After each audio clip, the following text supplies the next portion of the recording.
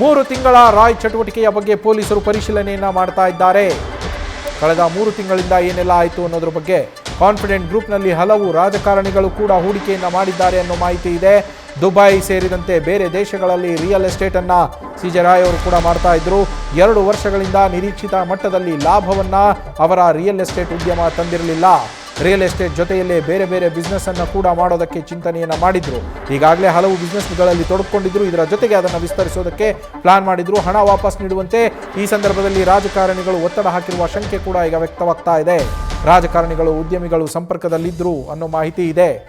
ಅವರೆಲ್ಲರ ಸಂಪರ್ಕದಲ್ಲಿದ್ದರು, ಯಾಕಂದರೆ ಹಲವರು ಇವರ ಬಿಸ್ನೆಸ್ನಲ್ಲಿ ಹೂಡಿಕೆಯನ್ನು ಮಾಡಿದ್ರು. ಆದರೆ ಇತ್ತೀಚೆಗೆ ಅವರ ರಿಯಲ್ ಎಸ್ಟೇಟ್ನಲ್ಲಿ ಲಾಭ ಆಗ್ತಾ ಇದ್ದಿದ್ದು ಕಡಿಮೆ. ಆ ಲಾಭ ಕಡಿಮೆ ಆಗಿದ್ದರಿಂದಾಗಿ ಸಿಜೆ ರಾಯ್ ಅವರು ತಮ್ಮ ಉದ್ಯಮ ಕ್ಷೇತ್ರವನ್ನು ಇನ್ನಷ್ಟು ವಿಸ್ತಾರ ಮಾಡಬೇಕು ಅಂತೇಳಿ ಈಗಾಗಲೇ ಅವರು ಎಂಟರ್ಟೈನ್ಮೆಂಟ್ ಇಂಡಸ್ಟ್ರಿಯಲ್ಲಿದ್ದರು, ಮಾಡಲಿಂಗ್ ಇಂಡಸ್ಟ್ರಿಯಲ್ಲಿ ಕೂಡ ತಮ್ಮ ಹೂಡಿಕೆಯನ್ನು ಮಾಡಿದರು.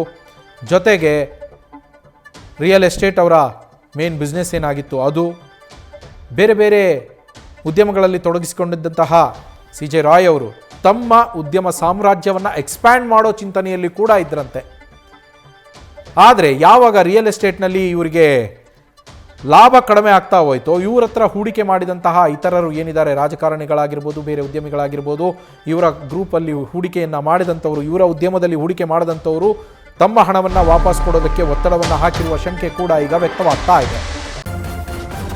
ನ್ಯೂಸ್ ಫಸ್ಟ್ ನಿರ್ಭೀತಿಯಿಂದ ನಿಮ್ಮ ಪರವಾಗಿ.